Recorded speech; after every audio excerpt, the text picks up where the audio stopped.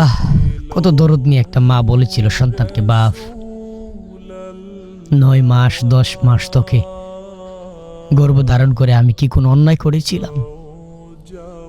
কোনো মা যদি সন্তানকে বলে, বাপ আজ 2টা বছর 2.5 বছর যাবত তোরে আমি আর স্তন থেকে দুধ পান করায়া, আমি কি কোনো অপরাধ করেছিলাম? আর এই কথা বলার পরে তো পাথরের মনও নরম হয়ে যায়। তো মালিক যদি আমাদেরকে জিজ্ঞাসা করে, বান্দা তুমি জানো এই জবানটা আমি তোমার দিয়েছিলাম, তুমি তোমার মায়ের গর্ভে থাকাকালীনও আমি এই জবান দিয়ে তোমার আমি নাপাক রক্ত মুখে ঢুকাই নাই। কেন জানো? কারণ এই জবান দিয়ে তুমি আমি আল্লাহকে ডাকবা।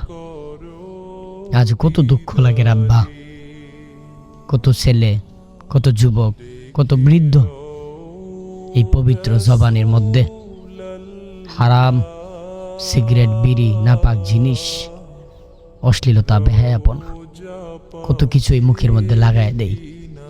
আল্লাহ যদি বলে, বান্দা আমার জবানে আমার নাম নিতে পারলা না একটা বার, তাহলে তুমি এই মালিককে কেন ভুলে গেলা?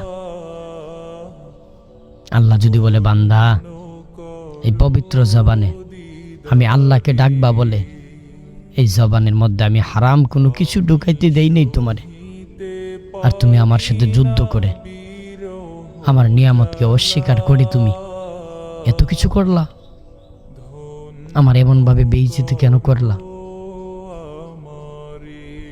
মা যদি বলে সন্তানকে, কলিজা ফাইট্টা যায়। আর যে মালিক আমাদের সৃষ্টি করেছে, আমাদের রব, আমাদের আল্লাহ, এই মালিককে কেমনে ভুলে গেলাম রে আমরা? কেমনে ভুলে গেলাম? কেমনে এই জবানের মধ্যে আমরা সিগারেট ধরাই, বিড়ি ধরাই, পবিত্র একটা জিনিস। সন্তান বড় হয়ে গেল, মেয়ে বড় হয়ে গেল, মেয়ের সামনে, সন্তানের সামনে কেমনে বাপ আপনি বিড়িটা ধরাই দেন? একটু হায়া লজ্জা তো থাকা দরকার রাব্বা। আমরা এতভাবে বুঝাই, কই আমরা তো কেউ টাকা পয়সা আমাদের ঢেই না। একটা মানুষ হয়ে একটা মানুষের জন্য এতভাবে কান্না করে বোঝানোর পরেও আপনাদের বুঝ আসবে না? আপনি মুসলমান হওয়া সত্ত্বেও আপনাকে কেন নামাজের কথা বলতে হবে?